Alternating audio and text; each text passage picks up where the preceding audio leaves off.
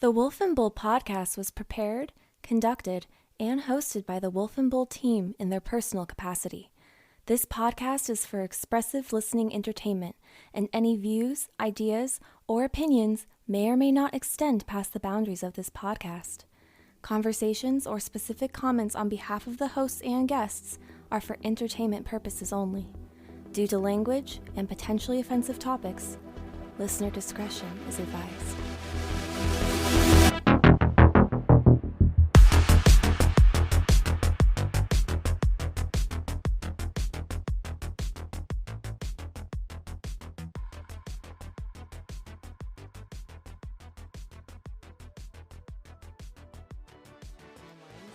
We're in season 4 at the moment. Oh, we're in season 1. I've never been so... It is a great show. Well, I know that I'm like... What did they come out in 2005? So I'm like 16. 16. Jesus. Math is hard. No, I know I'm like 12, 10. Years behind. 10 years behind.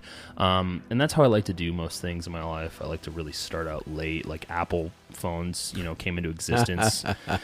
What, 2007? Was that 2006, 2007? Was that when it was? Around that time. Yeah, and now I'm finally on board with the iPhone Pro. Took a long 13 time. Max. It's the iPhone really hasn't changed. I mean, there's some of the inner workings and the OS and everything has changed over the last few years. But the phone itself, they've concentrated more, have you noticed, on pixels and colors and a variety of colors and camera more than anything else, it seems to me. Well, I just know that now I'm better than everybody, just because I have an iPhone Pro 13 Max. I said that a second ago. And you never thought you were better than everybody before? I thought you always thought you were better. Yeah, Samsung kept me grounded with their child labor. Right. As opposed to Apple. They got middle of the road labor there. Let's not pretend they're all not guilty.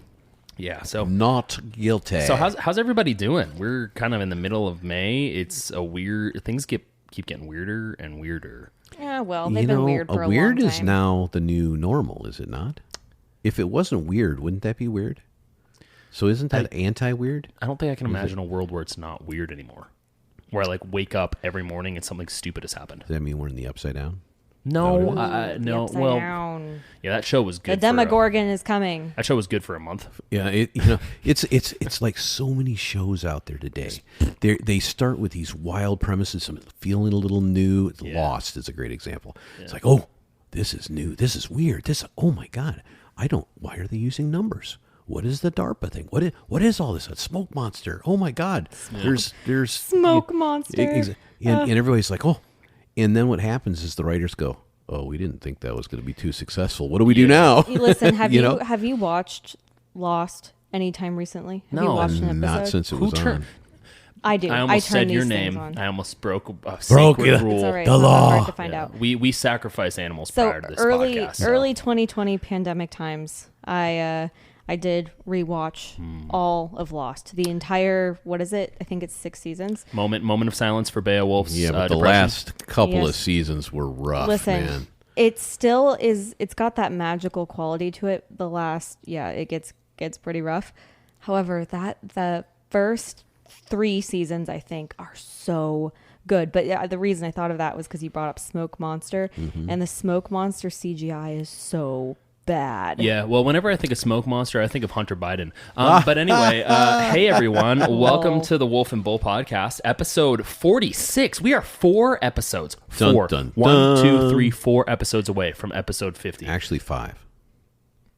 Got to count this one. Because this is 46. Oh, yeah, you're Damn right. it. Damn, I got to start all over again. Welcome to episode 45. I'm just kidding. So before we jump into episode 46, just a quick reminder, if you like what you hear and you think that the Wolf and Bull family should grow, I like to refer to us as a cult or maybe Congress, just give us a like, a follow on Instagram, and if you're feeling really nice, a 5-star rating on Apple Podcasts and Spotify. Also, massive announcement. We are now a part of the Jeff Bezos family. You got to pause. Jeff Bezos. We're part of his family. He's indoctrinated Blue us Yonder? in. Are we in Blue Yonder? He's indoctrinated us into his massive evil organization. Elon will never come aboard if you announce this. Elon and Bezos are friends. They're sleeping buddies, whatever that means.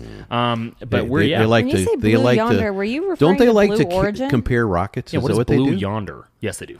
Blue Origin. Yeah, Blue Yonder. Okay, Blue Origin. okay. I was like, Blue what Yonder, are you talking about? Blue Yonder is actually a transportation Oh, With that's just Yeah, extended- you're just mixing everything up. Leave work at home. Yeah. Okay. Bebop. This Bebop. isn't work, okay? But Both, big big announcement you were announcing. Oh, we're on Amazon. Work and bull are both 4-letter words. You know Okay, that. and so is, well, there's one other 4-letter word that happens to be a part of my vernacular. But yeah, huge. That's the 4-letter word. But we're now on Amazon Music and Audible, making moves.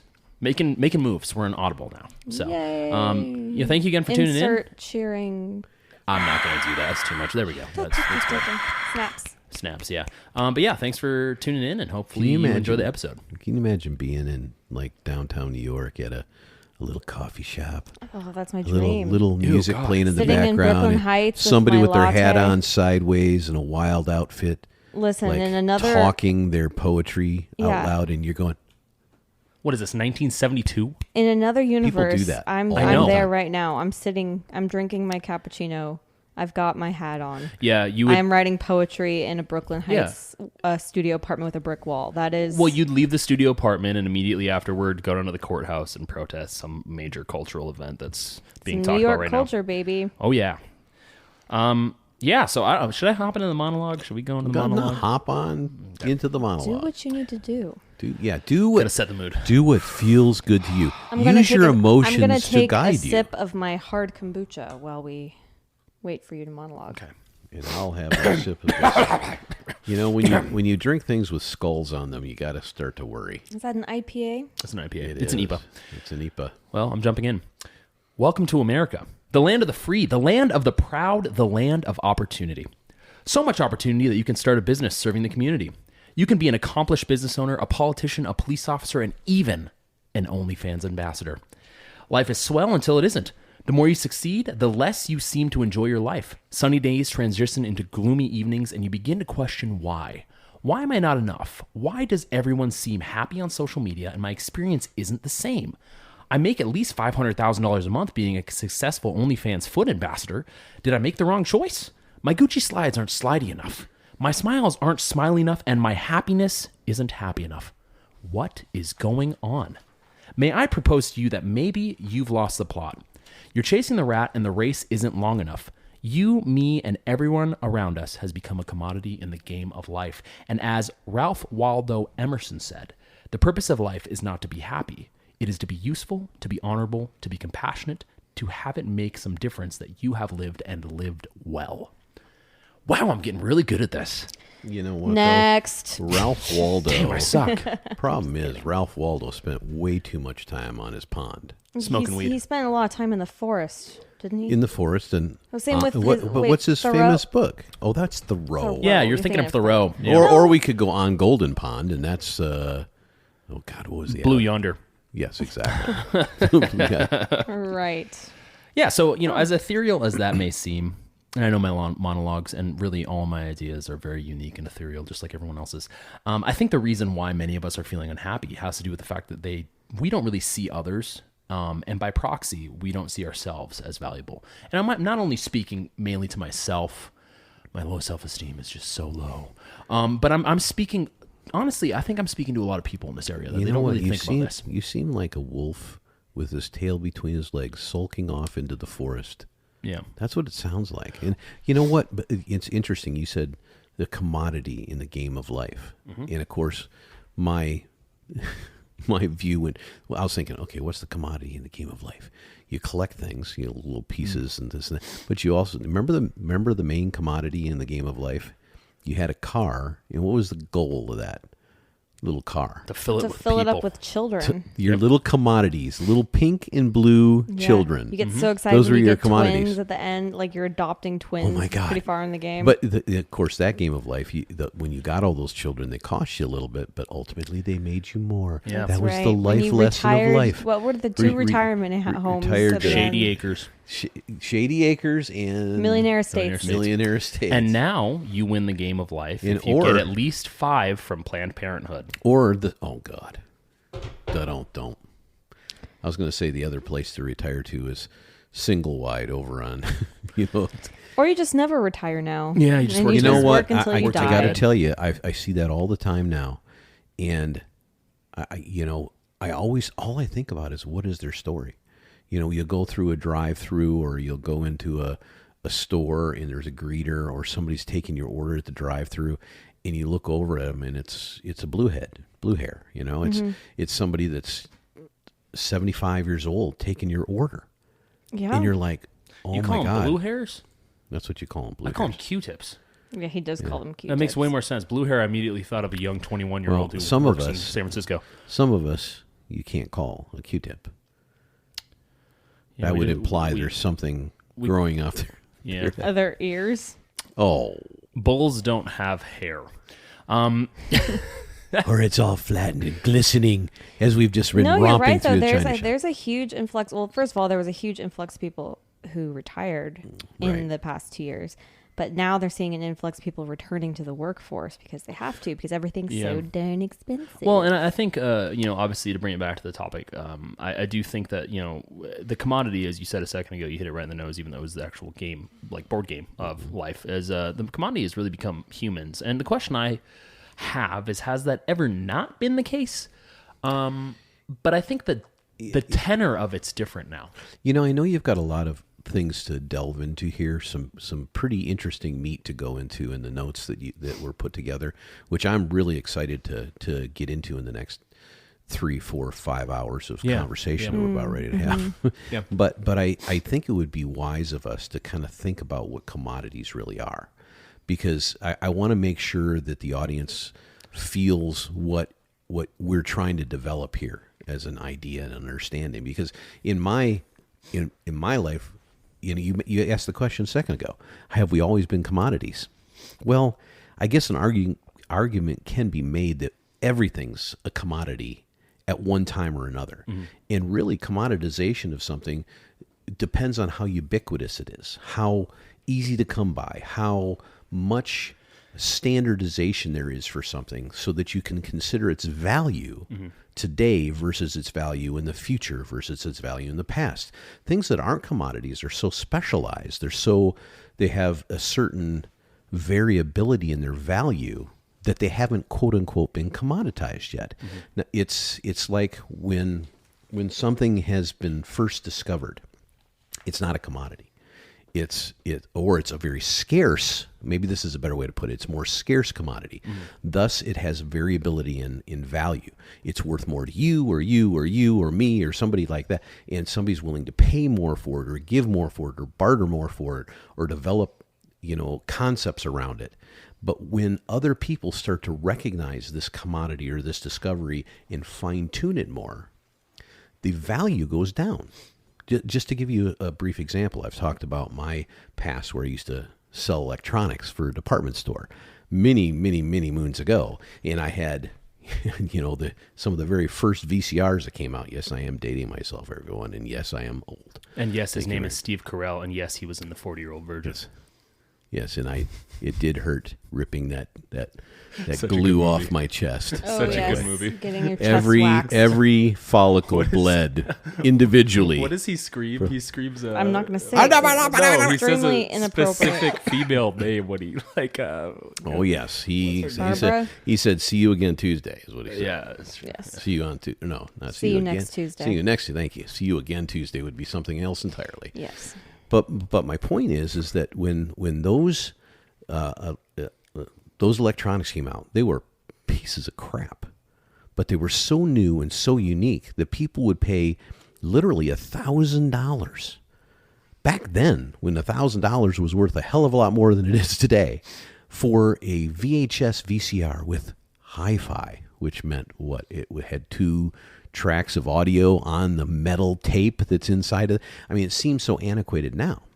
Now, within 4 years of that time period when I was selling a $1,000 VCR, the same type of VCR, 10 times better, was selling for $150. That means it was commoditized. It became so ubiquitous, and the value of it went down.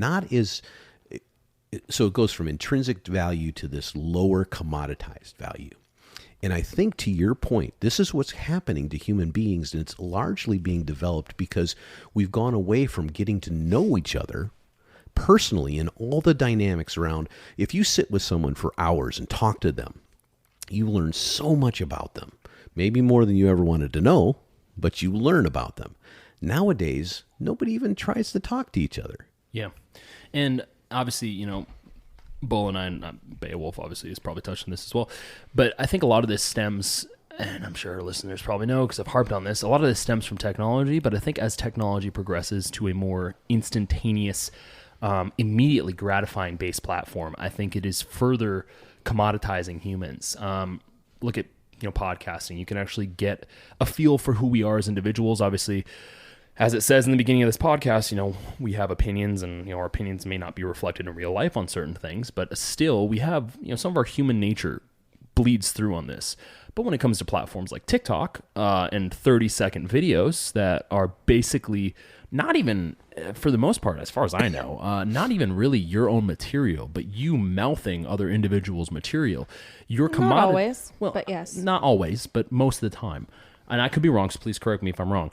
But I see that as commoditizing human beings. It's no longer about getting your own personality out there. It's no longer about developing your audience in a way that they understand you, so they're part of your group or your cult.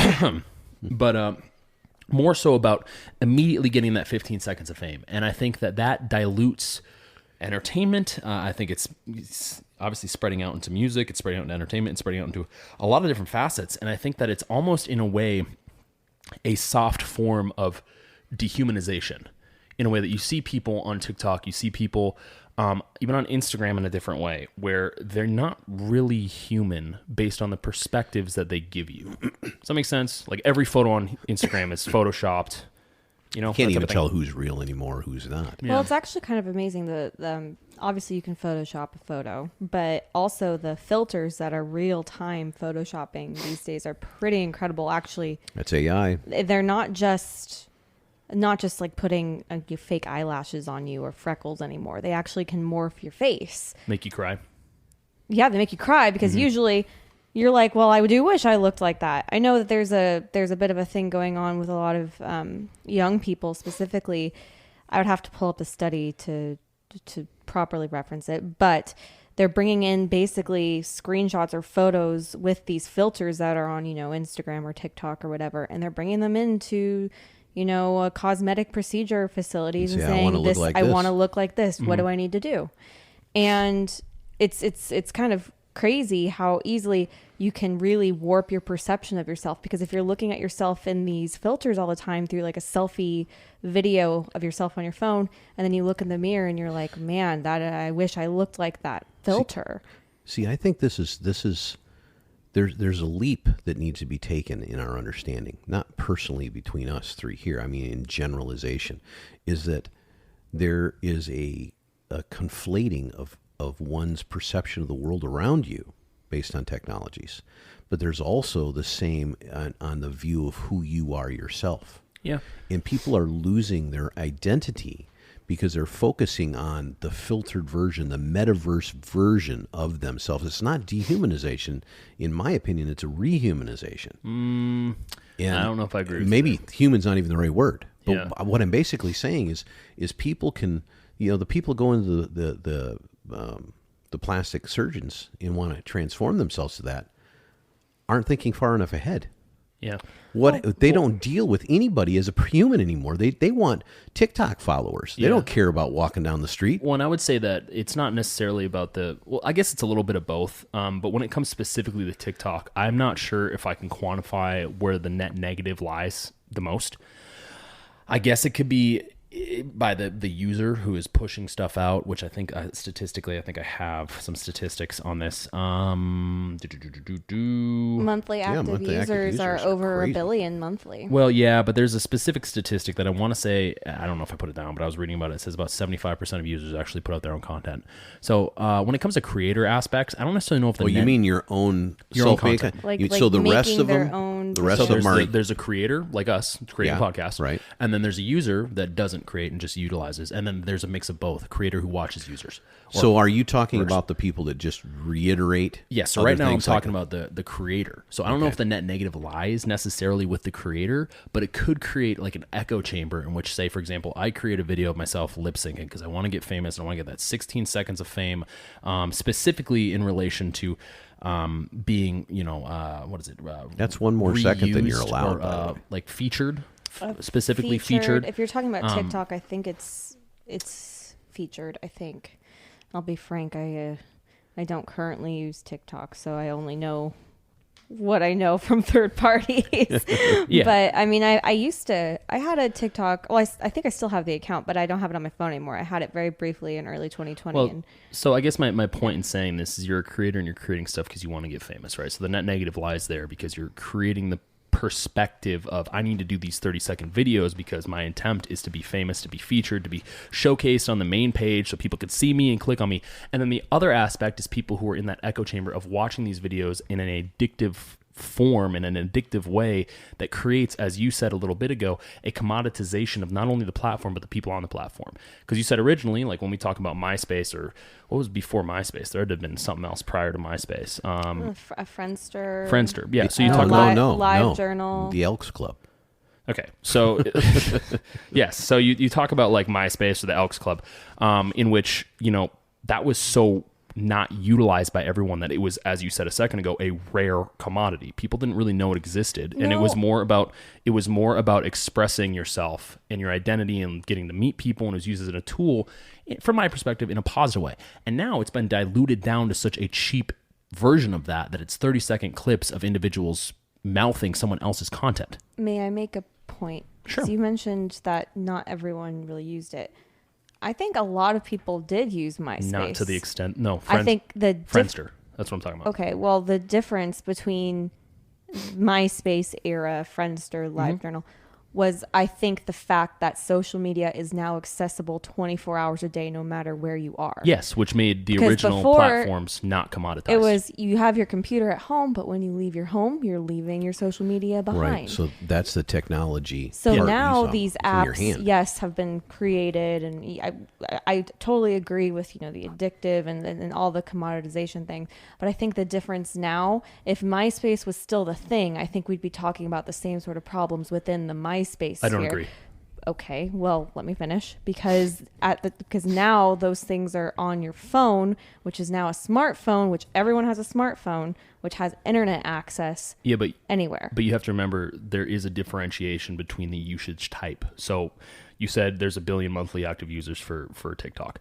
TikTok's been around since 2020, 2019, right? Somewhere around there. 2016. It was originally a company called Musical.ly, and it was bought out by TikTok's umbrella parent company, the Chinese Communist Party.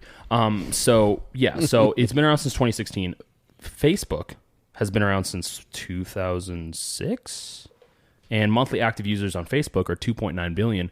YouTube 2.2 billion, Instagram 1.4 billion, TikTok, which is I think newer than Snapchat, 1 billion, Snapchat 500 million, Pinterest 480, and Twitter 397. And the only one out of that, I think, that has specifically capitalized.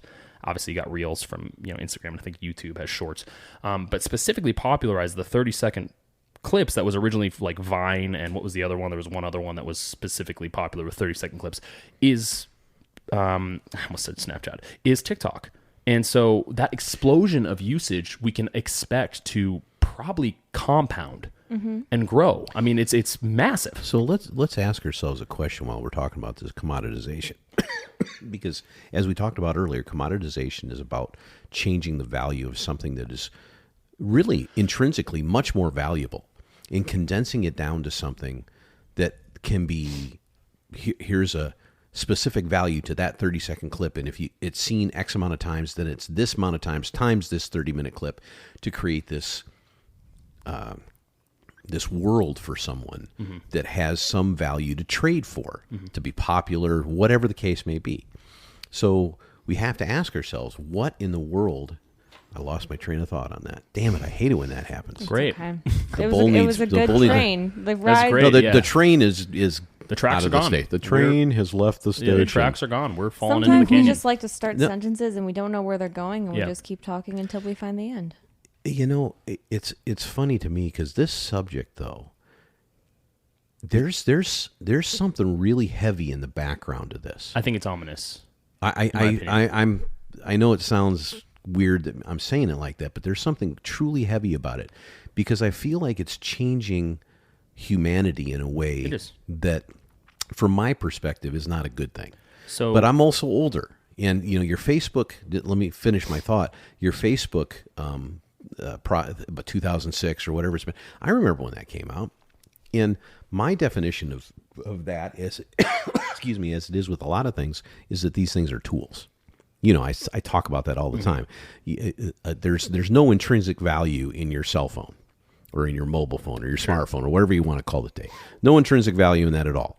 If you turn it off and put it on a table on top of some papers, it's a paperweight. It's what you use it for that counts. Same with platforms. I've looked at platforms as a tool. I look at Facebook as a tool. I reconnected with people that I would have never connected with in the 20 years before that because that's the way we lived. Now everybody is so interconnected that they're trying to redefine who they are, not in the context of understanding themselves or the small group of people that you would normally contact with, but they want to understand themselves or define themselves or recreate themselves in the viewpoint of some larger thing that is false. So it's been watered down from the tool you're talking about to getting famous. That's the whole point of it. And that's why I think it's become a commodity, is that MySpace, Facebook, Instagram made it a little bit more shallow because it became this cesspool of influencers who all they do is fix their photos for brands. And at that point, you're a business, right? So you're no longer a regular user, you're a business. You probably post, you probably don't spend all your time on Facebook unless you're creating content. And the same can be said about TikTok from a marketing perspective. I'm not necessarily talking so much about the marketing perspective because I think there might be a net positive there. But when it comes to the individual usage, the social impact of something like TikTok or Instagram or MySpace or Facebook, as time has gone on, the impact has become more and more negative, in my opinion. And the reason I say that, I mean, you can even look at Twitter. I mean, Twitter started out as a small blog platform. It was a platform in which people would speak about their thoughts and their opinions, and now it's a source of news. How the fuck did that happen? I mean, that's not a positive. Like, you can't possibly get the context of any story in a span of 60 characters? No, it's like 600 characters. It's been expanded. I think it's evolved along with us as humans. Think of how generally short our attention span is. So if you can get what you need to say, at least generally, or at least what you want to say across in 100 or 80 characters or less, is that how it is? Something like that. Something like that, yeah. If you can get what you want to put out there in that many words or that many letters, that's all you need to do, because you grab the attention, and then everyone who retweets or likes feels like they did their part. Well, they didn't do their part. They created an echo chamber of misinformation, or according to doesn't it feel good when everyone agrees with you? Or of course, we're human beings. But that's human beings. If we're human beings who, or maybe a generation who generally avoids conflict. Yeah, but again, that points to the instant gratification nature of this, which I think is a net negative. I don't think it's actually, let me backpedal a second. I don't even think it's generational. I think every generation has a self-gratifying sort of nature in different ways. In different ways. I don't think anyone wants to be so self-sacrificing in the sense of like not having something they're selfish about. But I think you're conflating a few things. I understand your point, and I'm sure that that's the case broad, like ad infinitum with humanity. Yes, I'm sure that's the case. Like, humans are very selfish creatures. We are very selfish creatures. Okay, like you're 100% correct about that. I think the problem here is I'm not necessarily criticizing the self-interest that humans inherently have. I'm criticizing the type of self-interest. So say 60 years ago, 70 years ago, you want to talk to someone about themselves, all you got to do is meet them face to face. But in that moment of meeting them face to face, you'll learn more about them. Today, you have a 30-second clip of some fucking nobody that you never will meet that is somebody that, to you, from your perspective as a user utilizing TikTok, doesn't exist. And you have they come across as an NPC. You have to make so many leaps of faith or leaps of understanding to fill in the gaps. And the human mind is amazing. Mm-hmm. We will create a character, a full-blown person out of a 30-second caricature of them. And that's what you're talking about. Commoditization is a very good word for today's subject. But the one thing I forgot about earlier when I had my brain freeze there was the idea around the 30-second clips. Sure. Okay, there's always been this thing about getting your information out in a short period of time. There have been studies done forever from teaching classes that you got about 28 minutes with a student before they lose attention. Well, you have to do visual this versus audio in this. modern America, but there's a lot of that. But now, in politics, I always talking about getting your thing out in a certain number of bytes, right? But the question I have on these platforms is what produced this limited version of it. Let me have a follow-up question on this. What produced this limited version of expounding yourself? I think initially it was probably the fact that databases only had a limited amount of capabilities to retain information. What do you mean about that? What, if I want to, whether it's on TikTok or Facebook or whatever, if I want to get my personality out on the internet to you who don't know me, how am I going to do that? I've got 30 seconds to do it. How am I going to do that? I'm not going to say, hello, my name is Bull. Yeah. I am very, so you've got to be dynamic. You got to be eye-catching. You've got to do these certain things. But I believe the reason it was so short to begin with was not because that was intended to commoditize. I think it was the technologies started in a position that had to limit what you did, just like email was limited. I don't think it had with. to. I think it was created specifically for that, for addictive purposes.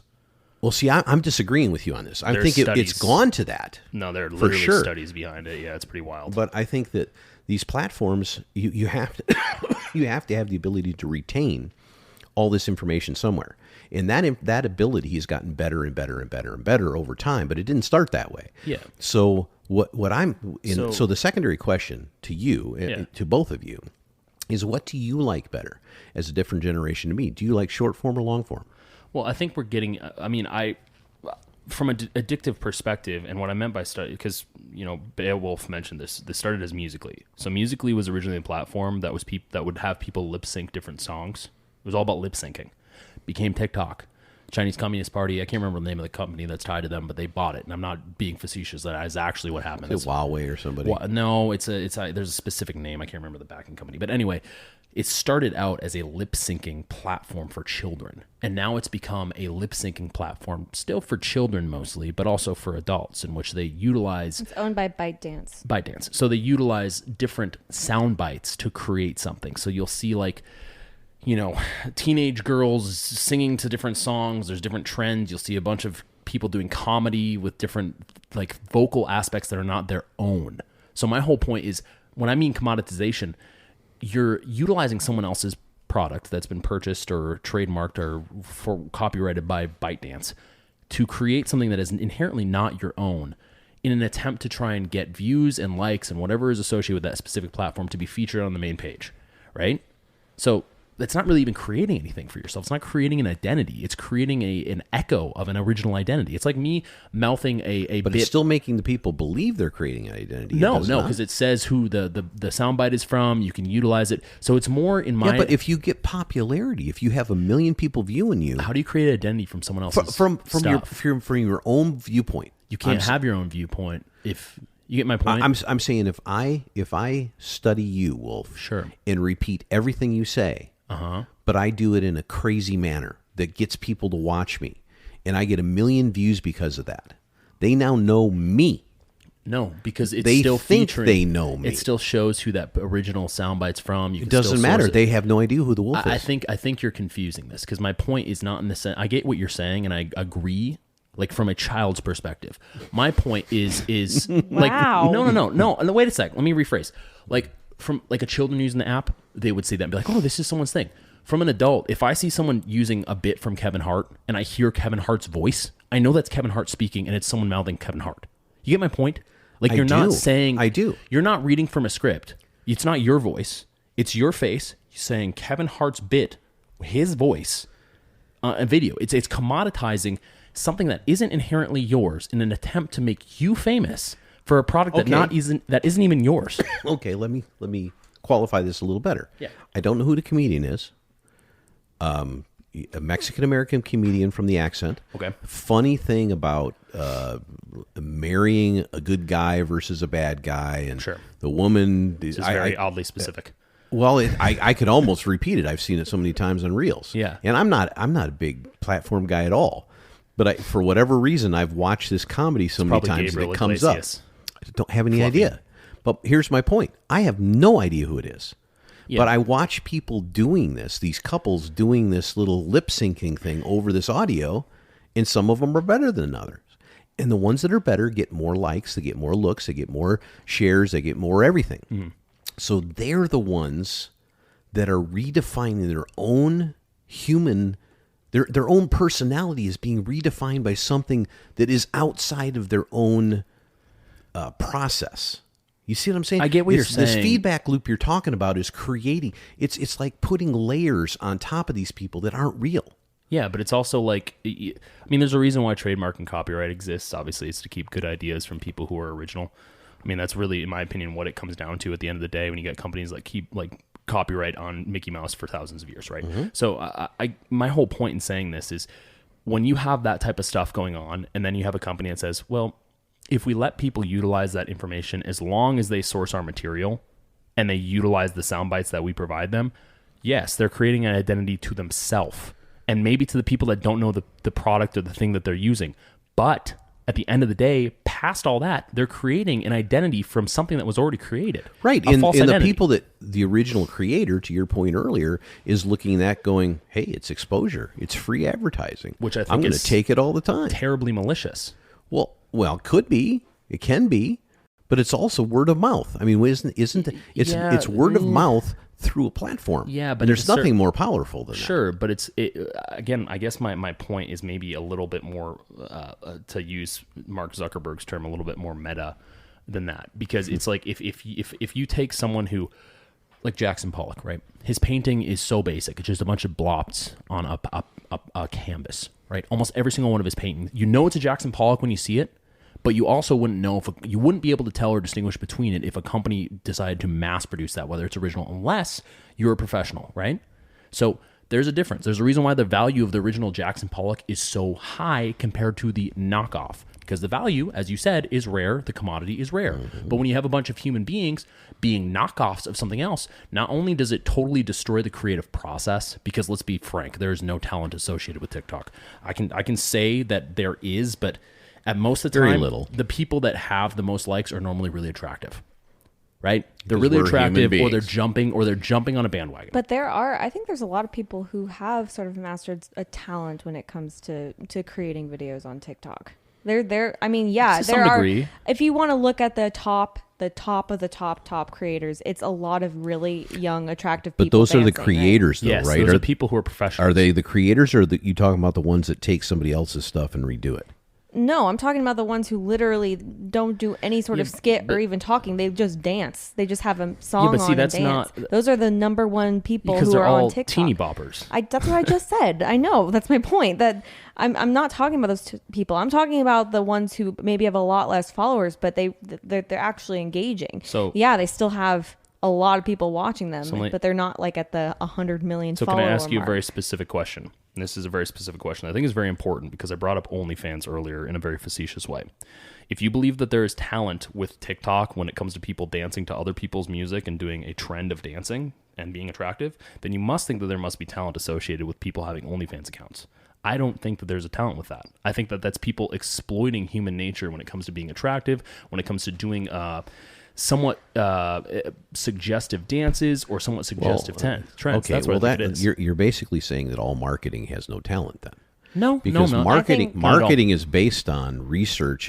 But these are companies. I understand what you're talking about, but human beings are their own. They're you Inc., right? You Inc. But that's the problem with this. Well, I agree that it's problematic. I agree that it's commoditization. I think we're all kind of on the same page in different lines maybe on this. But I think that the thing we're missing is that we all market ourselves one way or another. We do it when we walk out on the street. Yeah, but I think we wear a certain type of clothes difference for both self-gratification and for viewership. That's why we do it. Yeah, but I still think that like diluting it down to that point, I think is to the discussion is fulfilling the argument that I'm making, is that we have this quandary in which people, as you said a second ago, are their own billboards, right? You Inc. These people are, yes, you Inc. in the broad scheme of things, but that is contributing to the mass problem that we have in society, in which there is a bunch of individuals that don't have any identity, because the identity that they're creating is what society tells them that they should create. Does that make sense? Yes, but you're saying the same thing I am in a different way. But my point is, that's why I said rehumanization instead of dehumanization. They're redefining. Yeah. They're creating this persona which is that doesn't need plastic surgery, as Bayo was talking about earlier, because they're not in a regular world anymore. They're in a world defined by how many viewerships they have. Which can be argued that is not the real world based on certain perspectives. Until the real world is more over there than here. A simulation. You know, that's that. But isn't that what we've been talking about the whole time? So we've got to really dial up the understanding of perception. So the perception from the outside, looking at this cadre, this group, this TikTok thing we're talking about now, it immediately says we're dumbing down the human. You're dumbing down human beings to just simple, less valuable commodities, and I totally agree. But from that individual standpoint, the one point of reference looking outward on the world, they're seeing themselves defined in a larger and larger way based on this. Based on the exact same thing, looking in the opposite direction. Yeah, but then that's the argument of, perspective that is an end of time pedantic argument. I mean, we can say that literally about anything in relation to individuality. You can say that in relation to big versus small. Yeah, but I think that en masse isn't a relative. It isn't really a relative base that we can pull from, because everyone's perspective and experience is totally different. Like, I can say, look, the sky is blue, but my blue is a little bit different than yours, and you wouldn't be able to understand it because I can't formulate that. You can run that argument out as long as you want, and I agree. But my take on this is that there's always an individual perspective. I'm not saying there isn't. I'm not saying that's the right one for a See, this goes back to collective versus the individual. I think the society, to congeal and to stay a society, needs rules, needs boundaries, needs rule of law, and all those other things we've talked about in past podcasts. Mm-hmm. And if you look at it from an individual's perspective out, you lose that. Yeah. If you look at it from the society's perspective in and see the commoditization of the human beings happening, then you see that. And that's what we're trying to define here, I think. Well, obviously, I think we've touched on this a little bit, but the age base for TikTok specifically is incredibly young. Just to touch on a few stats, the percentage of U.S.-based TikTok users by age, people 10 to 19, is about 32.5%. 20 to 29 is 29.5%. 30 to 39 is 16.4%. 40 to 49 is 13.9%. And 50 plus is 7.1%. The user base is aging up, according to comscore.com.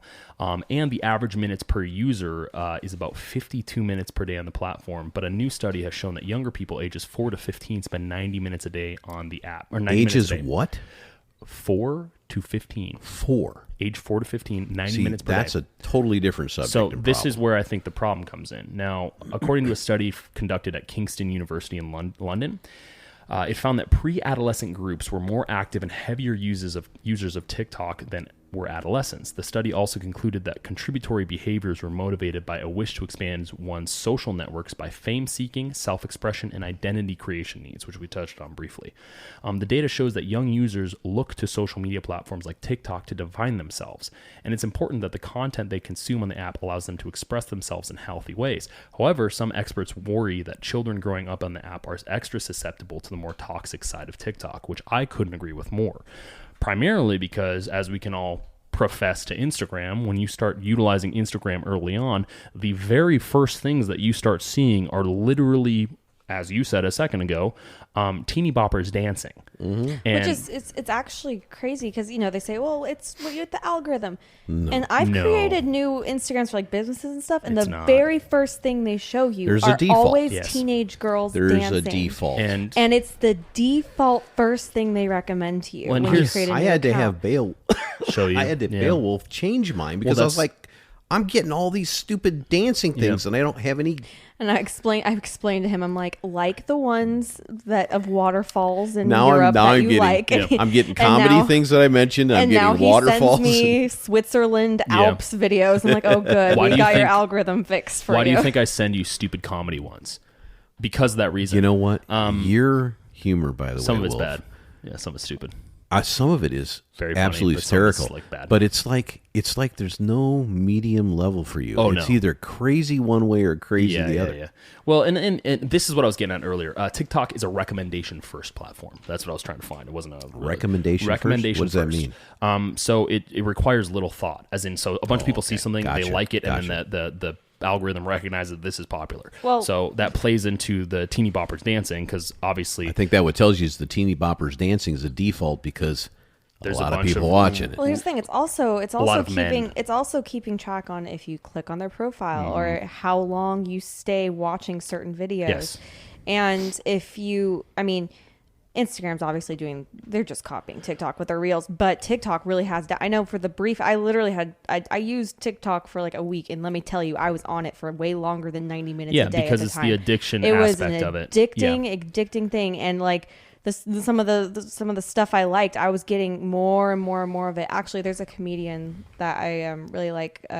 Tom Segura's wife, Christina Knapp, I think her name is. Yeah, Christy Knapp. She has a whole series. I don't know if she does it anymore, but she was doing it for a while where she would call it like her curating her TikTok. Yeah, there's a lot of people do that. She would find these videos on TikTok that would have like maybe 2 likes on them. So it's like, it's just some guy in the middle of nowhere. They're cringy. They're yes. cringe TikToks.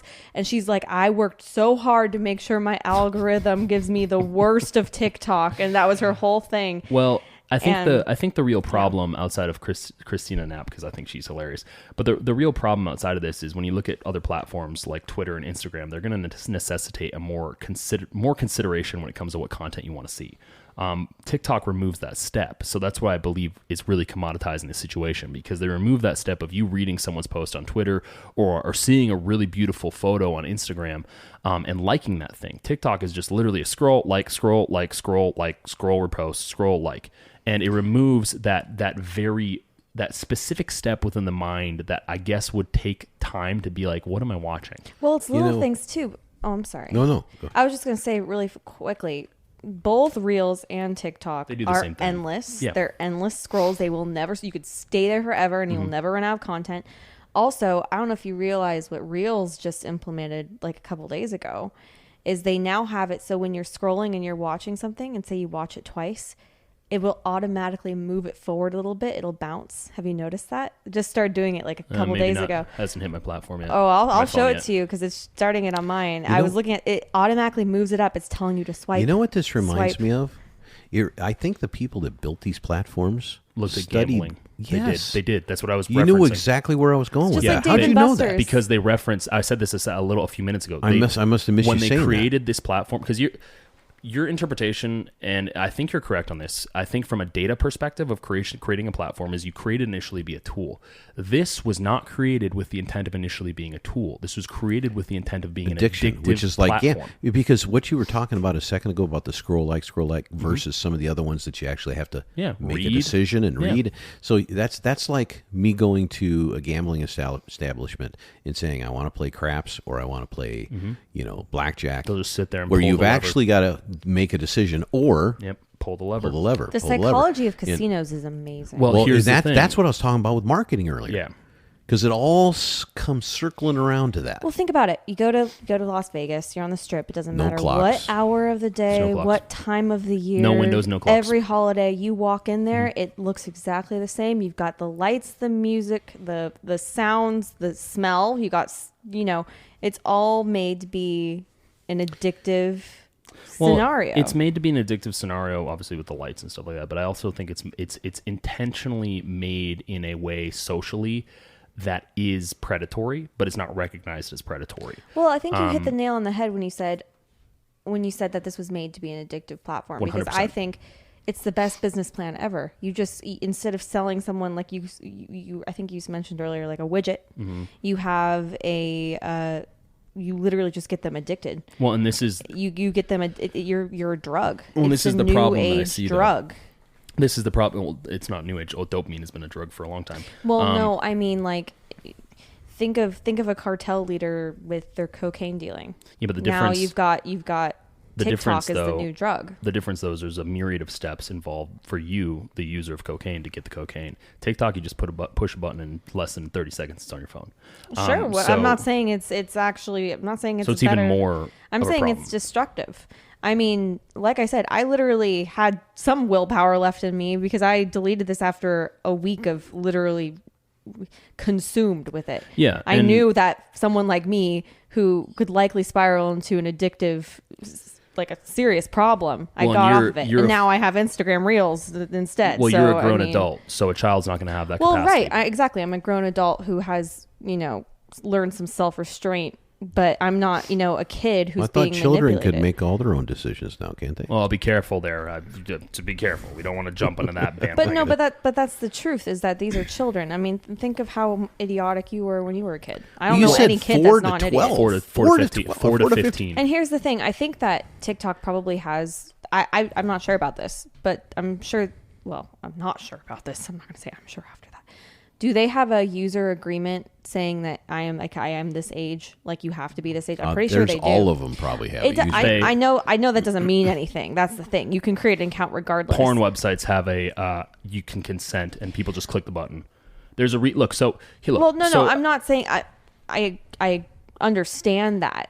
There's no oversight of that at all. It's not about oversight. It's about ease of use. So there's an argument to be had about certain things. Elon Musk taking over Twitter and making people who have businesses have paid accounts. There's a reason why we have these things. Prior to the internet, why pornography was the thing you had to go to and like a store to get.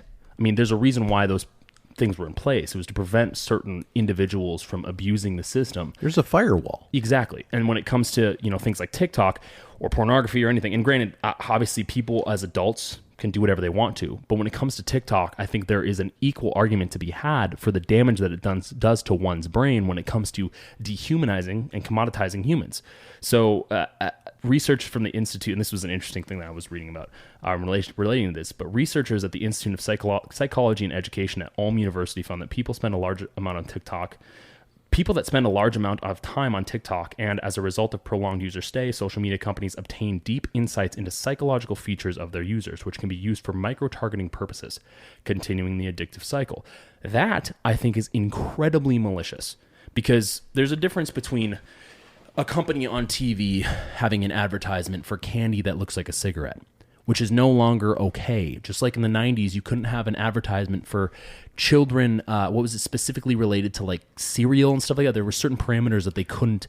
There's parameters. No, there for was a lot of stuff parameters where, like, say for example, you were watching, I don't know, Teletubbies, and Oh, geez. and the the Tubbies next again. commercial couldn't be a Teletubbies plush toy. Yeah, no, it couldn't. You couldn't market to children that way because they're so susceptible and they don't understand that a commercial is a manipulation tactic for And- you to buy a product or to go to mommy and daddy and say, I want this, I want this, I want this. And Wolf has a good point here, because these things are meant to create profiles, avatars, as we've looked at before, online of the user base.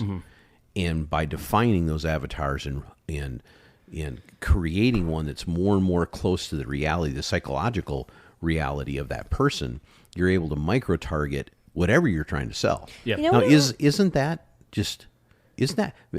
years and years ago, in the 50s and 60s, there used to be subliminal one character videos in a movie. You'd Yeah. watch a movie, and there was Disney did something it. flashing, you wouldn't even know it's there. What was it? What was the movie with the mice? Disney. The Rescuers?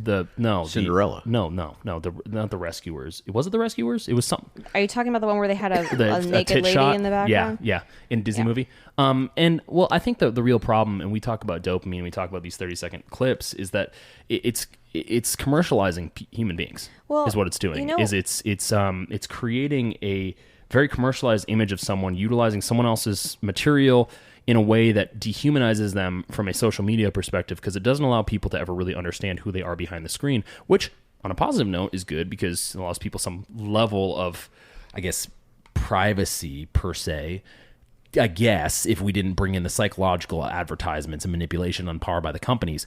But I think it creates for children from the ages of 4 to 15 a very shallow view of what social media can be used for. So the question becomes then, are these technologies and all the things that they create, all the wonderful things, all the life extending things that happen, all the wonderful abilities we have, the middle class that we have today with we can go through all kinds of hell in Western civilizations and live very nice lives, right?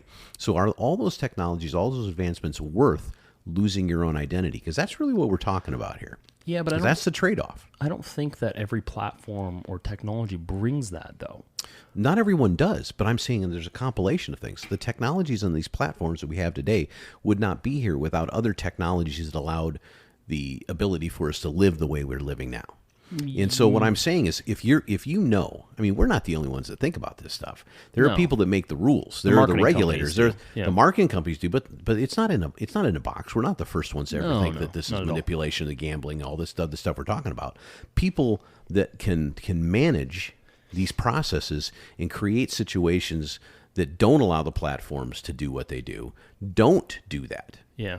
And is it all because they're getting too much money coming their way, or is there something else involved? Do they believe there's a trade-off in technologies? I don't know. That's a good question. I mean, I think that TikTok is kind of a hard... I think TikTok's the extreme. I think, and for now. Well, for now. And I think the problem is, obviously, I could make the gateway argument that has been debunked a million times with drugs and, all these other things. But I do think there is a corollary factor in which someone will utilize Facebook and then move to YouTube, and then from YouTube they'll move as a user to Instagram, and from Instagram they'll move to Reels, and then from Reels they'll move to TikTok. The problem, and then Snapchat, which I think is even entirely major issue there, because that's like basically unrestricted teenage pornography. Like that entire platform, 100%. If I was a kid at that time, like based on the stories that I've heard in relation to people who have Snapchat and the amount of dick pics they get, like, dear God.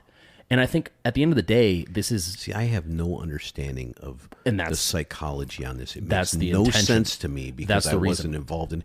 I do not understand. I understand teenage angst. I understand it real well. I had a lot of it. But the way we look at this stuff as if it's normalized. Well, that's the challenge. Well, that's why platforms... In my mind, it's a crime.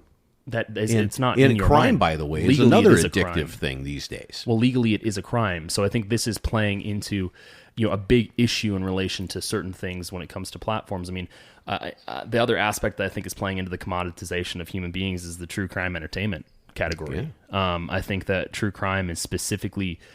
It's interesting. Like, we can all attest that we probably saw Making a Murderer. We probably saw, I brought up Criminal Minds, but the difference between Criminal Minds is it's based off of things for entertainment purposes, whereas the documentary of Stephen Avery, which was, and we'll get into this in a second, because I know it's old news, but it's relevant, which was manipulated immensely by the documentary team. That's real life. Someone actually died there. And I think as time goes on, the popularity and the demand of true crime, specifically, by the way, Tara Hallback, by the way, is who Teresa died. Hallback. Teresa, sorry. Specifically from female demographics, which is interesting. I've always thought that to be very interesting. Is increasing exponentially, and I think there's a major issue there. Reason I say that is not because I don't think we should ever hear about these things, but I think there is a lot to be said about the notorious nature of making someone who is a criminal by all standards, someone who took someone's life, a celebrity, and also someone that this populace empathizes with somehow or sympathizes with somehow. Well, I think there's an underpinning desire for us all to answer the question, the biggest question I've ever been able to ask or answer or try to answer, and that question is why. And we look at all these things that happen around us, all the things we can talk about in today's podcast, yesterday's or tomorrow's.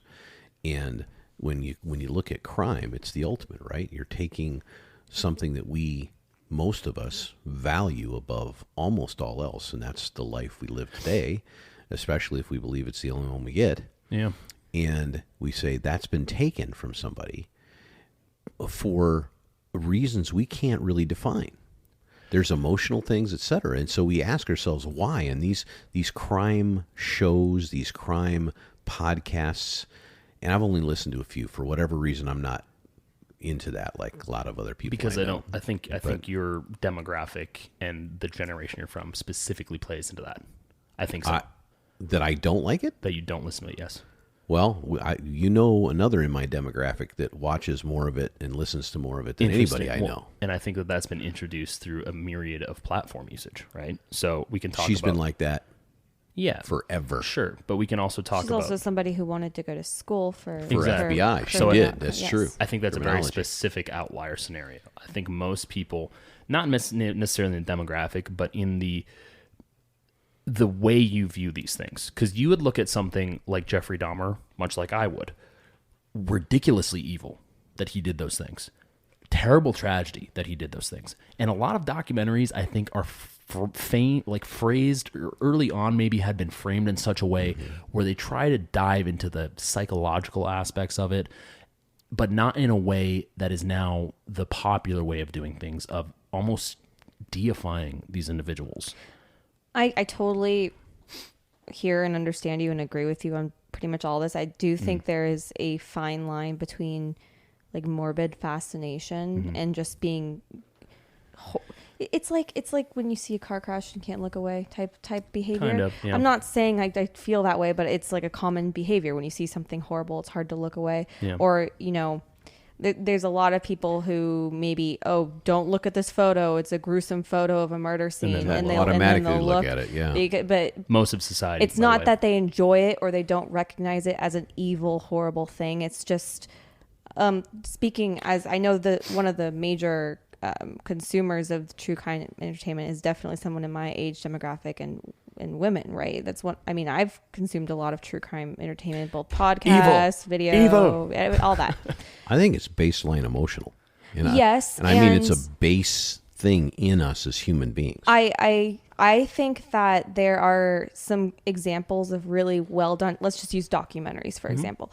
I think there's some really well done documentaries about quote true crime that actually make a good point. Like Dear Zachary. Dear Zachary is a great example. Yeah. That is a documentary, I think, on Netflix. I can't remember, Netflix or HBO It was or something. in Netflix.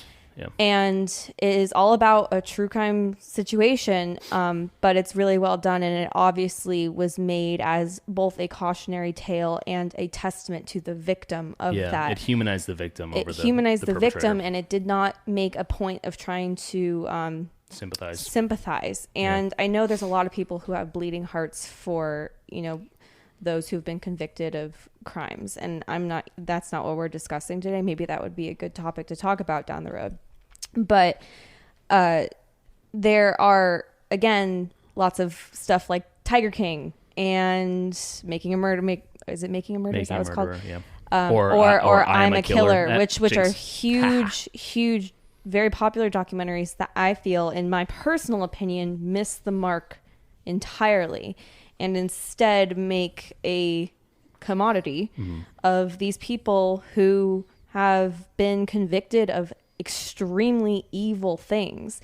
And you have to think, a lot of these victims of these crimes have family and friends who are very much alive and well aware of what's going on. Yeah. And sometimes you hear about people who reach out to the family and they're like, the family approved. I'm like, you reached out to every single person who was a friend or family member of that victim, every single person, and they all got together and unanimously said, yes, you can make a big Netflix poster and just talk about, them getting their head sliced off by some random psycho person. It's like that meme and her face was cut off and her nose was cut off. And again, like, I'm not someone who's saying you can't ever consume true crime stuff, because I personally do. So in your opinion, does those kind of things do more to give you an understanding of the psychology of both victim and perpetrator, or do they dehumanize and diminish life? Well, I think it depends. Really. It really depends on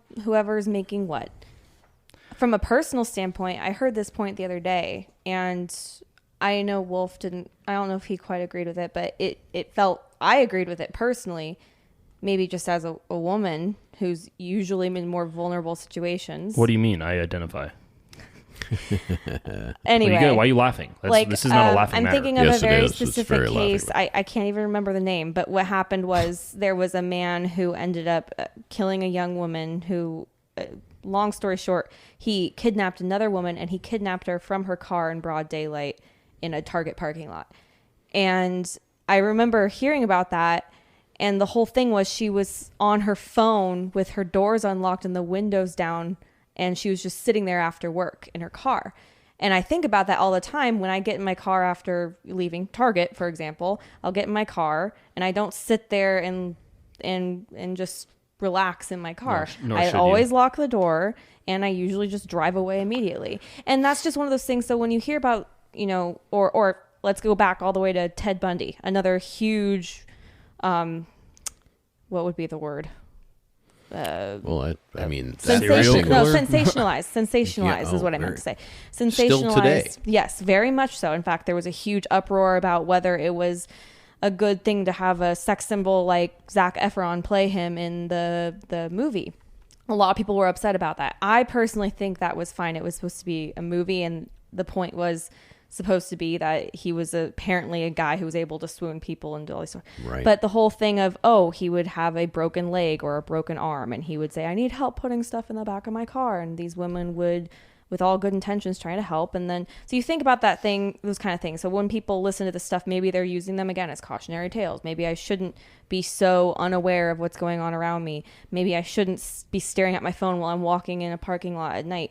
And again, it's like, obviously people shouldn't kill people, but Well, I don't think that. Look, I think your usage of it is really good. I think that makes sense on the positive nature of it, but you have to think of the negative nature, right?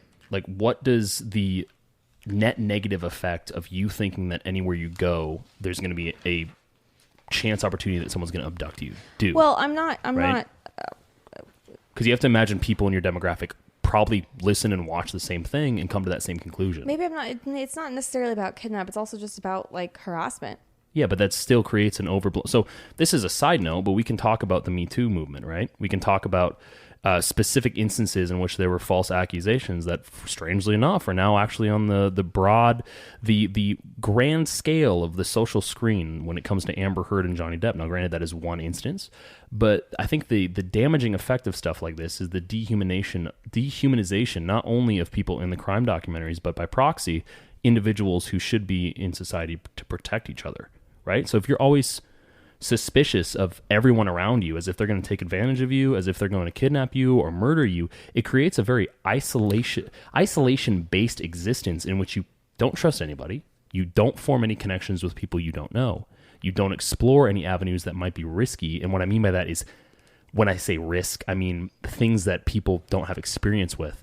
And that compounds as time goes on and creates a very small, secluded pocket of existence within culture.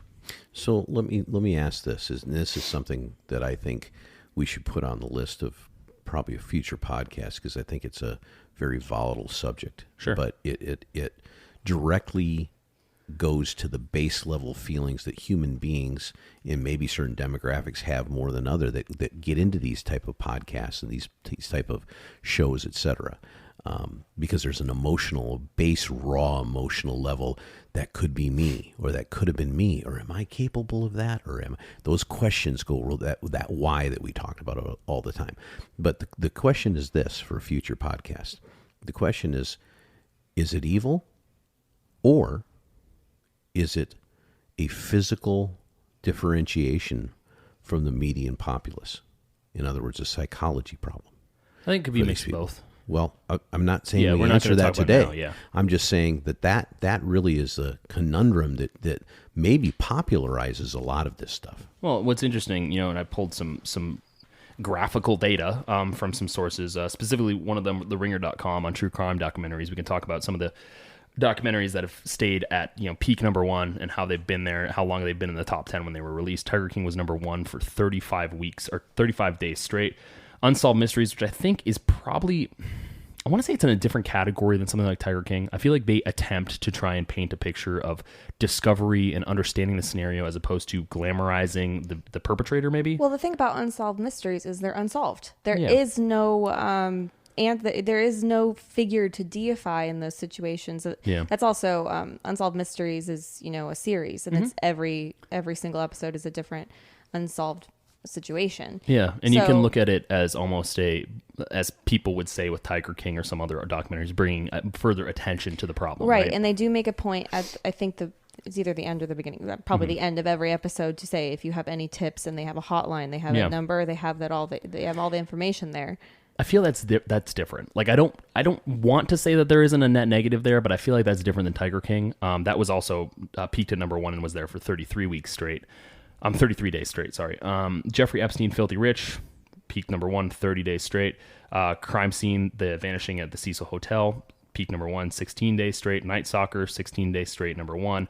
American Murder, The Family Next Door, number 1, 15 days straight. And it goes on. And I think in between, there's different versions of podcasts. So we talk about Unsolved Mysteries. I think there's a positive there. It brings attention to people who may be missing. It brings attention to cases that may not be solved. Now, granted, the net negative, I would say, is it probably, to the testament that we talked about a second ago, creates almost a overblown, in some ways, interpretation of certain events. I think, to kind of reel that back, my criticism of Making a Murderer, and I would say this probably crossed the mind of almost every person watching it, because it was couched in a very specific way, interestingly enough, was how faulty and fucked up the judicial system is. And I can assure you that that has had some effect in people's mind when it comes to cases that have happened recently, cases that will happen in the future, and cases that have been, by all available data or research that has been conducted in relation to those cases, cases that have been seemingly solved. And my concern is we keep going through these almost social cycles in which people utilize terms, and I've brought this up in other episodes, where they say the system is broken, they say the system is faulty, without really taking into account that for the most part, if you look at the actual DOJ data, it's pretty foolproof. They have studies on all this. There's an awful lot of checks and balances in the system, and no system's perfect. Ours is, Not at all. in my opinion, probably better than anywhere in the world. At least from the perspective of looking at the fairness. Yeah, of rights all of it, the right? rights of the victim or the perpetrator. Yeah, Exactly. But there's always doubt. And that's one of the things that these crime scene things and these shows do is they bring doubt into almost everything. Prosecuting is extremely difficult, because especially if you have a jury. Well, for example, there is a podcast that I can't remember I think it was on, maybe it was Unsolved, not sure, but it was all about a teacher who was missing. She was a missing person in Georgia for years. She was the largest missing case file in all of Georgia's history. A podcast started about it, and in the midst of the podcast going over everything, they actually arrested somebody for the murder of this woman. It had been like 20 years or something. And what they did is it was one of the largest podcasts in the world. This was like back in 2017, 2016, I think. And it ended up being a situation where they had to put a gag order on the entire thing. The Podcast itself? No, not the podcast. The Georgia Bureau of Investigation, the GBI. There you go. They had to put a gag order on the court did all this because all these people were so invested on what was going on. They were trying to get all the information they could, which infected the jury pool in the area. Well, and Yeah, that creates an entirely different problem. Still to this day, there's a lot of information that's not. I don't even know if they've even had the trial yet for this guy. Well, and the concern that I have is that the broad scheme, like what I see when it comes to American society, it is very much, and I think I've referenced this before, it is very much reactionary. It is not, doesn't really involve a ton of foresight when it comes to, pop culture and traditional norms per se. I think people see something, they react violently and emotionally to it, and then they clean up after they've made the mess. And when it comes to stuff like that, when it comes to that case specifically that you reference, for that one case that was paid attention to, I can assure you there is 10, 15, 20 other cases that were not paid attention to that if they were paid attention to would have resulted in a different, ruling. And I mean, look at the Supreme Court issue right now. I mean, That is a learned thing. Going to Supreme Court justices' houses, that's learned. You don't just randomly, I think I'm going to go and find the person Totally and illegal, intimidate. by the way. Well, it doesn't matter if it does matter, but it doesn't matter in this absolutely matters, instance but- because people are going to do it anyway because they see Well, themselves as the arbiters of justice. Well, that's really the problem that we have is there's this conflation between truth and reality. Mm-hmm. And, truth is, I know that we like to say that there are hard facts and there are pillars to look at, and I do believe in that. But, people's individual perspectives, like we were talking about earlier, help them define things differently. And, if you're righteously right, then you can justify the ends or the means, right? And that's the problem with that kind of thing. Well, and I think that, something like, and to bring it back to the Making a Murderer, because I have some really interesting things that were not included in the documentary that I didn't know about until very recently, by the way, that, people will watch something like that and they'll get on a pulpit of, well, obviously he wasn't guilty. Like the documentary told me he wasn't Everybody's guilty. got an opinion. Yeah, but I think that there's a difference between an organic opinion and an opinion that's fed to you. Yeah, I hear what you're saying, Wolf, but we take collections of information. The more information we collect, the more refined our opinion can be. Sure. But So- if you only collect 2 or 3 data points of information, then you make your opinion based on those. Well, and I is think it fed that's- to you, or is that just your Of course it's fed to lack of being able to focus in on the decision? Well, then that you're making? removing the agency of that individual. I mean, as No, the citizens- agency is the same. It's still the same No. person. If I gave you 2 bits of information, said these are the only 2 about whatever this subject is, you make your conclusion on what you believe, and you tell the world what your conclusion is. Yeah, but there's then no I said, this- oh, by the way, there's 32 more differential opinions on that same thing, and then you read all of those and listen to all of those. Your opinion's going to change. Sure, and I'm not saying that it doesn't. I'm saying that the agency of the individual is that they should be able to go and explore those ideas before making a very absolutist statement. But that goes back to your statement in the very original monologue that you have. People's bite-sized attention spans, or maybe Bale, you said this, the bite-sized attention spans and the platforms we use, they're not looking for that. They're looking for pizzazz. They're looking for But short. that doesn't omit responsibility and civic duty. But it does. No, if it doesn't. If you redefine what's right and wrong, if you redefine what's acceptable, then it does. Yeah, but then we have to go down this rabbit hole of everything is constantly redefined, so the individual has no the individual has no responsibility, and thus they should be not held responsible for anything. Well, I hear what you're saying. I'm not saying they trail. shouldn't. I'm saying this is what's happening. Yeah, and the only reason it's happening is because the I can see where they're coming from argument is now popularized. That's all over the place. It's being used with the Supreme Court issue. It was used with George Floyd. It was used with the January 6th riots. It was used with a myriad the Summer of BLM Love. riots. I mean, it was used for all these things specifically because the people in power realize that if you give someone that excuse, they're going to take it. Mm-hmm. It doesn't mean that it's right. I mean, But that's always been. No, I don't think so. I think so. Well, that's only because the availability of perspective for both of us only goes back so far. I don't think that has always been the case. Maybe not in the sense that, maybe I should rephrase this. I agree that it's probably been the case, but I don't think it's been as broad and available as it is today. Okay, well, I will agree with that. And that goes back to what we're talking about with the platforms. Because there's an expansiveness. There's a commoditization for language. There's a commoditization for ideas. And those bring down the commoditization of the people to define them within little tiny boxes of understanding. But I still think that they're purely because my viewpoint exists, and I'm not so unique that I'm the only person that holds this viewpoint, as you said a second ago. I do believe that there is a large subset of society that agrees with the position I'm taking, in the sense that those options may be available, but we won't take them for a greater good. Well, You know what I'm saying? you guys did Hot Bee on George, right? Yeah. George Washington. And he had his 13 virtues, and or no, that's Ben. That was Benjamin That was Ben, Franklin. but he had Benny G.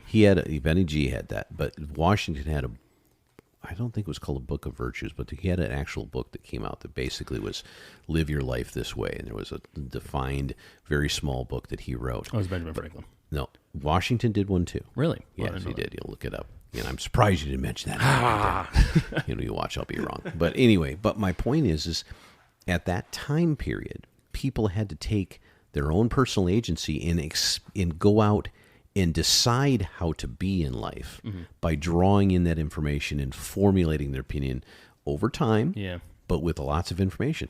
And most people were subsisting. That's it. Yeah, because the medium was different at the time. Not only the medium, but the subsistence was. Yeah. Back to what we were talking about with technologies, nobody had an air conditioner. Nobody was comfortable at all. Even the ones like Washington that were. If you've ever been in Mount Vernon, you know he had to duck his head every time he went from the bedroom down to the kitchen, because the house was built in such a way that it should have accommodated a 5'8" person, not a 6'2" person, or whatever he was. 6'2". And so even the most known person in the entire world at the time, probably at the time would have been considered the absolute rock star of any country in the world that was looking at that and saying, wow, we can do it too. Yeah. He had to have a certain education level, a certain ability to go out and understand things, to formulate those opinions, and most people didn't at all. Yeah. See, I don't know. Maybe I'm just coming from a place that could be incorrect, frankly. I just don't think that that's such a rare. I don't think that's that rare. It's extremely rare. Extremely rare. Maybe in the grand. And then the people that have most of the information at their fingertips today, the ones that do this is what I was talking about earlier, long view or short view, or short form, long form. The short form is what we're talking about today, the TikToks, the Reels, all those kind of things. The long form is dig into it, figure it out, research it, analyze it, write about it, talk about it, get a podcast about it. So whatever your case may be, those people, unfortunately, a lot of those people end up taking that to this degree, like, we're now better than the rest of you that are doing the short form. And I see, that's the thing is, I don't, maybe, and who knows, maybe I'm not seeing this, maybe I'm not seeing myself clearly enough. That could be the case too. I'm willing to take that into account. Wolf, you're a long form guy. I understand that, but I'm not so long form to think that I am the only person that has had the thoughts that I have. Wolf, let me qualify this. Give me an odd book you've read. Oh, I know one. How about reading the Gulag Archipelago? I'm not the only person that read that book. Dude. Are you making the argument that I'm the only person that's ever purchased that book? Of course I'm not. So then that's but I'm my talking point. about the fact that you're in the vast I don't minority. Agree. Not true. It's absolutely true. No, it's not. The entire country of Russia teaches people that based on the prerequisite of their educational levels. That is not true. That is an availability bias argument. That is not true at all. Here's the thing. This is look, I'm disagreeing with you purely because I don't believe that humanity is that degraded to the point where people would rather not read a book that teaches them something as opposed to watching 30-second clips. I don't think that's true. I don't think it's true. You're disagreeing with me because you're a long-form guy and you've read a lot. And there's a lot of long-form people. America wouldn't there's a exist ton of without long-form people. So, but I'm talking about the percentage. I'm talking about percentages. We're talking about billions of people on these platforms. Billions of people on these platforms. There's billions of people in the world. Wolf, I get your point. They want to be entertained. I understand, but I get your point, but I don't think that that's broad. Look, I don't think that those two things are mutually exclusive. I think one can use TikTok and not be so addicted to the point where they only utilize that as their only reference point of information. Same thing with Twitter. I think there's a small subset of individuals that have created this overblown view of what society believes, and data would suggest, and evidence from the populace would suggest that they're not correct. So my point is not that you're not correct, it's that I really struggle with believing that America and the level of humans here is so offset comparatively to me that I am in some category of individuals that thinks so abstractly that other people can't formulate the same exact thoughts that I have. Okay. Here's maybe this analogy will work, maybe it won't. But we'll go back to the gambling thing in the slot machines, okay? It used to be you pulled a lever. They don't even have the one-arm bandits anymore. You push a button. So there are two types of people that go to those. One that may be a long-form person that just simply wants to be entertained and check out for a while and just do nonsense and listen to the music and people watch and make or lose a few pennies, and they don't max, they don't do anything. And then there's the people that think they're going to win on them. Those are two entirely different people. And the people that they think are going to win on them is what they make those games for. They don't make them for the other guy. They make them for the ones that think they're going to win on it. And the ones that are going to win on it, You know why they make them for them? Because there's more of them. And it's the same thing we're talking about with these platforms. The people that get on those platforms, whether they're 4 or 40, they're looking for entertainment, or they're looking to redefine themselves in a way for a million different reasons about them being unhappy. One of your first sentences on this podcast was, why are people unhappy versus happy? Mm-hmm. Well, we could come up with a lot of things on that. But I'm just saying that I'm not even sure where I'm going with this entire conversation at this point. But my whole thing that I keep going back to is, as individuals, if we want to exceed our lowest expectations, then we need to learn to go long form, not short. And I think that you're correct. I'm not disagreeing. My passion outburst there was not with you. I don't care. It was more It's great. more or less with my perspective of how I see humanity. I mean, I'd like to think that we have the ability to overcome things. And diluting individuals down to the two variations that you just did for me is a great analogy. But at the end of the day, everything is more gray than that to me. Of course it is. And I'm just so, trying to make a point. And I think your point was great. I don't think that it was incorrect. I just think that, I don't know. I really struggle internally with some individuals can't conceptualize the same things that we talk about, because then what is that predicated off of? Genetics? I didn't say they couldn't. I'm not saying you do. I'm not saying you said I'm not that. saying they can't. I'm saying they don't. There's a big difference. Part of that is the ignorance is bliss kind of thing, right? People that either don't want to learn more, or have decided that they're here and their life is full enough with subsistence and in all the complexities of life around them that these things. I mean, come on, think about the streaming services. Mm-hmm. Why do you think most people have streaming services? Is it to learn from documentaries? No, it's to be entertained. Yeah. It's to check out, man. It's to check out. It's to watch somebody else's problems and live their life through somebody else's issues. Yeah. It's why the crime stories are so involved, because you're living through somebody else vicariously, either the victim or the perpetrator, and you're trying to understand them from the context of your own humanity. Yeah. Well, to speak about just briefly to touch on the pieces about, making a murder and the things that the documentary left out, I think this is, obviously we're coming to the end of the podcast, and Bull and I are obviously disagreeing on this because I think we're talking about the same thing, but we're seeing it through different lenses. But for example, when it comes to making a murderer, obviously the documentary, it never touched on leg irons and handcuffs that were found at Stephen Avery's and Brendan Dassey's house. It never talked about how Avery and his GF did not have a great relationship. It never talked about how the car key that was unearthed in Avery's residence had DNA from his sweat on it, or that Avery's blood was also found in Halbach's vehicle.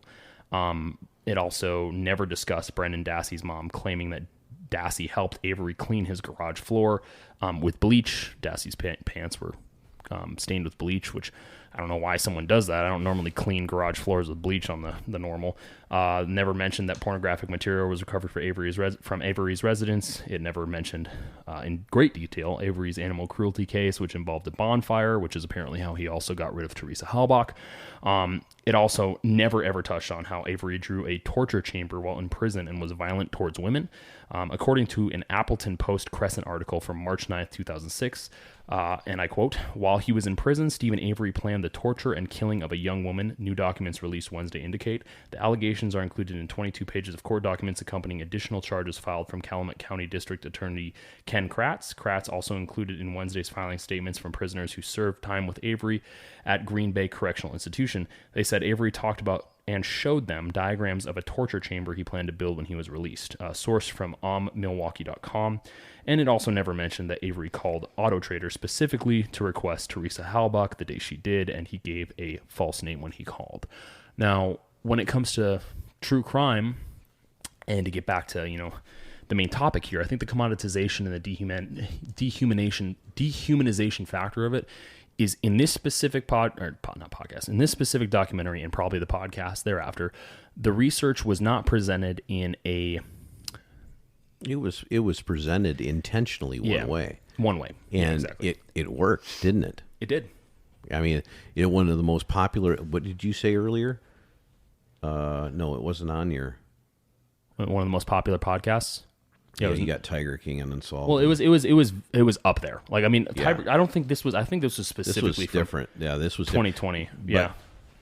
But I mean, it was unbelievably popular. I don't know many people that didn't see the damn thing, and I don't know many people that didn't see it the first time and went, what the fuck? Yeah. I did. The I cops looked at it. Really, and of course, it fits a current narrative in the nation, right? Of that the cops are wrong and that they're doing the wrong things and they're setting people up and they're da. So there's always two sides to a story, and the unfortunate part is there's always this marketing element thrown into the middle of this stuff, that taints it all. Yeah, and I think you make a really good point, and I think the real problem is that obviously there are plenty of other examples out there. Many of which they're found in politics and cultural movements, to further paint an image of commodity in relation to human life. Monolith references to certain demographics, ignoring biological truths for political reasons, manipulating individuals for collective gain, etc. These are all examples of how people can take advantage of this type of commoditization of humanity. Rather than understanding the person across the table from you, these individuals are thinking about how they can manipulate them in such a way to get them to do what they want. The point that I really wanted to touch on is that, simply the more that they treat each other as interesting doodads or NPCs, like the more we do that to each other, the less likely it is that society will coalesce for a greater good. We're not going to be able to come together as a team. We're not going to be able to become greater than we already are because of these problems, purely due to pedantic and irrational reasons. Like, we shouldn't really give a shit about a lot of this stuff because a lot of this stuff is surface level. It doesn't really matter. The person beneath all these arguments is what matters. We don't have to agree on everything. And, obviously I do think that we should at a very minimum recognize that we are currently the way we're currently operating is just not simply going to work. It's just not going to work long term. Like, we cannot as a society and as a world continue to operate the way we are working when it comes to looking at other people as not similar to you, as not having the same ideas or capacity to have the same ideas as you. And I think the best way to wrap this up is to bring back the old quote format. This is from Leo Buscaglia. He is also known as Dr. Love, an American author. Dr. Love. Dr. Love. He was a motivational speaker and a professor of the Department of Special Education at USC. And he said, I quote, "It's not enough to have lived. We should be determined to live for something. May I suggest that it be creating joy for others, sharing what we have for the betterment of personkind, bringing hope to the lost and love to the lonely." Hey everyone, this is the Wolf speaking, wrapping up yet another episode of the Wolf and Bolt podcast. We appreciate you spending your time with us, and we can't wait for you to hear our next episode. If you like what you heard, tell your friends and family, your neighbors, the local bartender, your doctor, your boss, and hell, you can even tell us. By leaving us a 5-star review on Apple Podcasts, you can directly help build the Wolf and Bull cult. The Wolf and Bull family. We can be found on most major podcasting platforms and social media. So what are you waiting for? Scoot on out of here and enjoy your day. But you should probably leave us a review first. But make sure to enjoy your day. But don't forget to leave us a review. Okay, bye.